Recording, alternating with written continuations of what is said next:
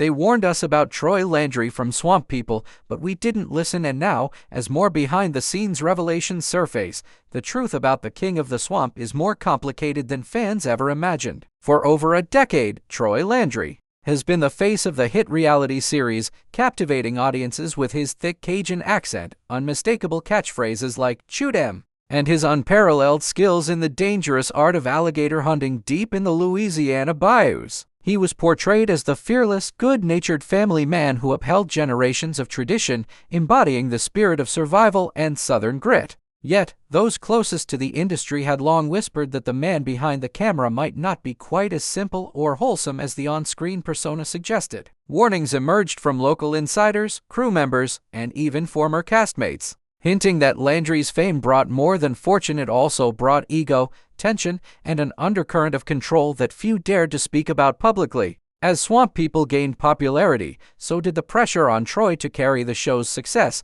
and with that responsibility came a more rigid, demanding presence on set. According to several unnamed sources, Landry allegedly exercised significant influence over casting decisions, storyline directions, and even behind-the-scenes disputes, creating a dynamic that some claimed bordered on domineering. Those who resisted or disagreed with Troy's vision often found themselves phased out of the show entirely, leading to growing resentment and internal division. Beyond the set, rumors began to swirl about tensions with wildlife officials, as some questioned whether the show's dramatized portrayals of gator hunts were sending the wrong message about conservation and Cajun culture. Critics argued that while Landry championed tradition, the show often glamorized violence and perpetuated stereotypes, creating friction between the entertainment world and local communities trying to preserve authenticity. Despite these red flags, the show continued, and fans remained fiercely loyal, drawn to Troy's charisma and deep family ties. But as seasons passed, it became increasingly clear that the carefully curated image of the smiling Bayou patriarch may have concealed